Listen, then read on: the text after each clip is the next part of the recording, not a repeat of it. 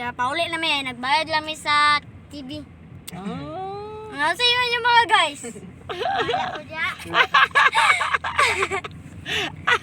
Nagulat mi sa mo ang kuyag sa among manghod. Bati ka be kani. Adto pa sila sa napay bayaran. So pauli na pud mi human na mi sa mo ang mga transactions tanan. Okay.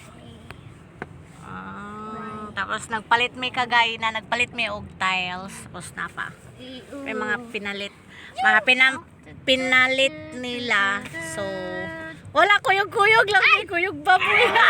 Wala may mga ambag igo na mi naguban-uban sakay. Wala ambag sa buhay. Doon naman pod mga 30 minutes lang nga travel. Oh, di ba?